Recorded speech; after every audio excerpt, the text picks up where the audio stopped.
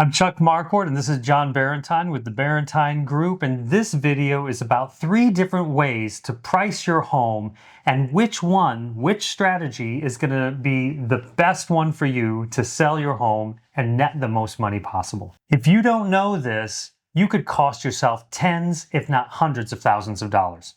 Learn how to price your home in Los Angeles correctly. As we step into the spring market this time of year, and it's come early this year in Los Angeles, by the way, we've had a really amazing, beautiful, dry January. Not me so much, but the weather. As we step into the spring market, we begin to think about pricing for the year, sort of what that looks like. What we know is one of the things that has not changed in our market is sensitivity to price. And the market has a price in mind for your home. The market knows what your home is worth. The question is, what is that market perceived price? And how do we position a property in the market to take advantage of the perception of the market? And this is a really important point, right, John? Because what we know is that most agents, 90% of agents out there, let the market dictate to them how they're going to market a property and how they're going to engage the market. And what we know is the top 10% of agents out there use the market to help their sellers net the most money possible. Which means thinking ahead of the market, right? You can either be ahead of the curve or behind the curve. It's rare to be on the curve. We'd rather be ahead of it because we can predict ahead of the curve more than we can predict the actual curve. And certainly you can lag behind and just hang behind the curve, and that's whatever it is, and you get the result as it comes. And what we know is that there are multiple strategies for pricing, right? There is the aspirational pricing, and we've talked about this before, pricing high, hoping for the possibility of a sale at a certain number. Hard to live your life that way, hard to make financial plans that way, hard to plan for the future that way. And to be clear, an aspirational price does work for some properties. Yes. And those properties are usually properties that have something extremely unique about them. It may be an extraordinary view. It may be a named architect. It may be something that's so unique that you just simply cannot find comparable sales for. Or duplicated in some way, some style of architecture, something rare. Or it may be a celebrity's house. So, if your share, and this is your house, and you're selling it, you might be able to put an aspirational price on it, and you may end up getting something close to that. But what we see, especially in recent months, there have been a number of notable celebrities who have listed their homes for extraordinary numbers that did not sell for those numbers and ended up selling for something much more reasonable. Which leaves us with market perception pricing, which is where we believe and where the market believes that the property will sell. And that's a range of value. No one can say it's worth exactly this dollar amount because you won't know until you actually expose it to the property, until the market. Until the property is exposed to the market, we don't know exactly what that number is. So how do we get there? That's the question. Then there is event strategy, right? Where you price it somewhere around, 5 to 10% below where you believe the property is worth. If there's a lot of juice in the market, that is a strategy that has worked really well over an extended period of time. Less so in the last couple of years. We're thinking probably more so again in 2026, where you can drive traffic to a property, you can create a demand for a property via price, and then you can potentially even sell the property through competition at a price that would have exceeded what the market would have perceived the property to be to begin with. Because you can sometimes and oftentimes get to a higher price for the seller than by starting with a lower price. So you get the buyers in there, you get more buyers' eyes on the property, more interest, more urgency.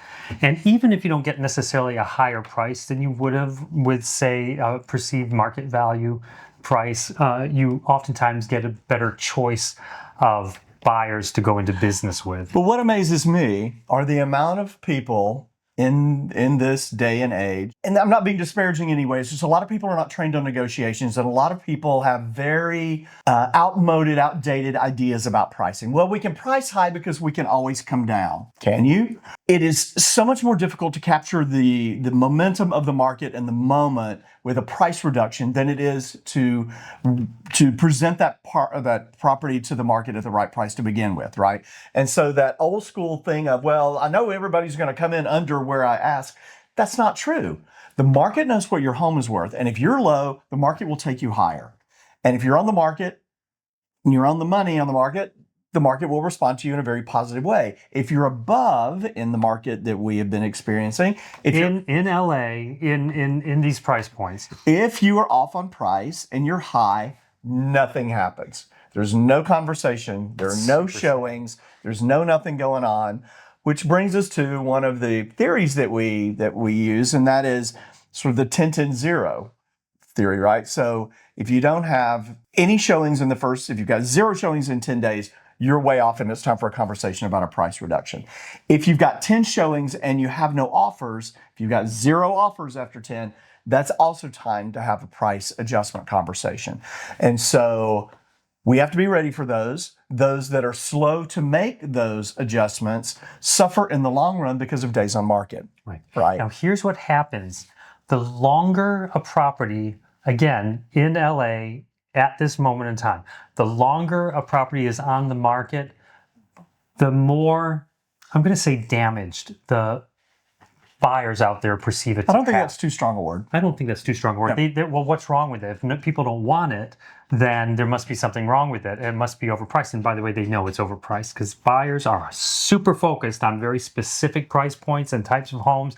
They know what that property is worth. They may want to try to get it for less than it's worth. That's a different thing.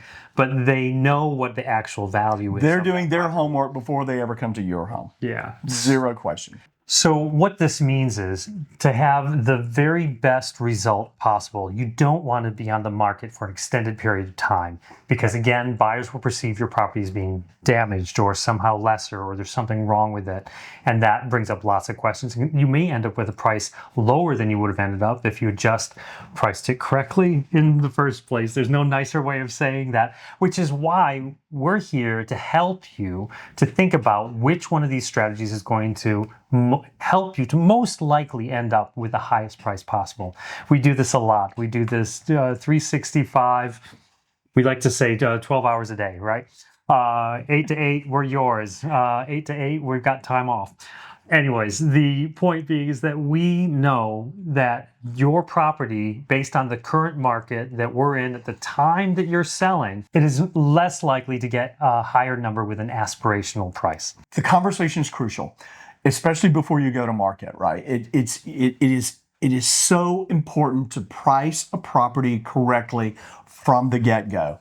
And price is not the number that you need. It's not the number that you want. It's not the number that you've spent. It's not the number, like what you acquired the house for. The value is the value as perceived by the market of the moment. And if you're in the market to test the market, you're not really in the market. You are clutter, frankly. You are that property that is perennially on the market. And when we know these listings and we know these agents that take these listings, and they're always on the market. Because the client is always looking for a number that is just outside the realm of possibility. And you will see them, and you can go back and look at the history in the multiple listing service, and the goalpost keeps moving forward. Well, we were on the market in 2024 at 2.5. Okay, well, we're going to come back in 2025 for 2.6 or 2.7. Well, it didn't sell at 2.7 that year. Well, 2026 is better, so we're going to come on at 2.8, right? What? So, but that's almost a games paradigm for that seller. It's almost that's based on what the seller wants or what the seller feels the seller needs. It's not based on the reality of the market today. Right. So if you're real, get real. If you're not real. And frankly, what you're going to do with that strategy is help other properties to sell. That's it. Because I can play a buyer for a listing that I have off of your home. I can sell my home off of your home, right? Because they will look at it and they'll say, well, this home, and I can't figure this out. It's like, those people, like that's off. This is a house where the seller understands the market, where the value is here. And look at this house compared to that house, and that's 2.8. This is priced at 2.495. You tell me the difference in these homes, and I will sell that 2.495 house every day. And so That's the difference in the conversation. With a house that comes to the market that is priced appropriately, you never have to apologize for that property because people don't ask the kinds of questions about that property that would ever put you on the defensive. Not that we go there, and that's never the strategy. But buyers will approach the property in a very different way if the property is priced accordingly. They come in looking for a reason to buy the property as opposed to a reason to not buy the property. And which buyer do you want? Which buyer conversation do you want?